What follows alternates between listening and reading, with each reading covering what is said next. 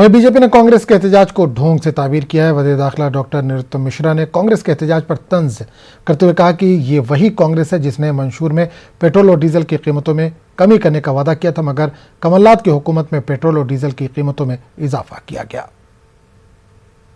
वो कांग्रेस को अधिकार किसने दिया जिसने अपने घोषणा पत्र में डीजल पेट्रोल के दाम कम करने का कहा था और कम तो नहीं किए, बढ़ा और दिए थे। सरकार में मध्य प्रदेश में आए कमलनाथ जी और उन्होंने डीजल पेट्रोल के दाम कम करने की घोषणा की और बढ़ा दिए थे। उसको ये अधिकार किसने दिया है? ये पब्लिक है, सब जानती है। और इसलिए आपने ये देखा होगा कि कांग्रेस के किसी भी आंदोलन में जनता कभी भागीदारी नहीं करती। उस पूरे मामले पर बात करने के लिए हम सीधे रुक करेंगे भोपाल का, जहां से हमारे नुमाइंदे मेहताब आलम इस वक्त सीधे तौर पर जुड़े हैं। मेहताब, कांग्रेस पेट्रोल और डीजल की कीमतों में जो इजाफा हुआ उसको लेकर लगातार एहतजाज कर रही है। आज भी एहतजाज का सिलसिला जारी है, लेकिन बीजेपी इस एहतजाज को एक ढोंग से ताबीर कर रही है। आदम, दोनों की अपनी सियासत है।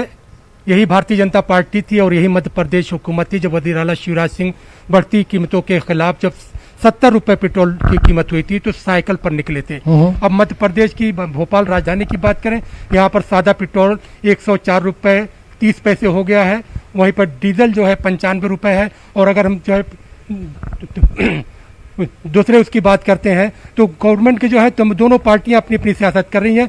कांग्रेस का जो मुतालबा है कि सेंट्रल एक्साइज ड्यूटी जो यूपीए के ज़माने में 9 रुपए थी, भारतीय जनता पार्टी की जो हुकूमत है मरकजी हुकूमत ने उसे बढ़ाकर 34% कर दिया है। अगर उसको कम किया जाता है या 9% पर लाया जाता है तो आज ही मध्य प्रदेश ही नहीं, हिंदुस्तान के तमाम रियासतों में पेट्रोल डीजल की कीमत में कम से कम 25 रुपए की कमी आ सकती है।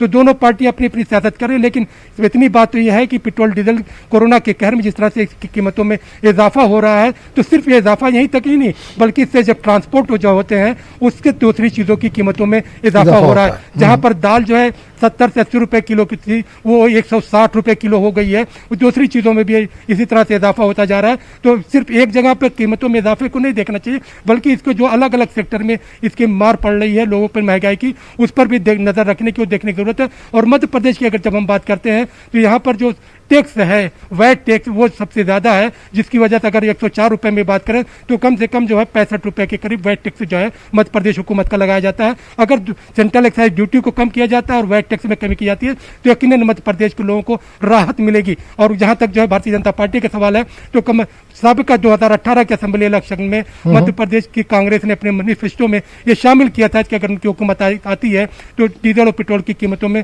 कमी की जाएगी, लेकिन कमलनाथ की हुकूमत में इजाफा किया गया था।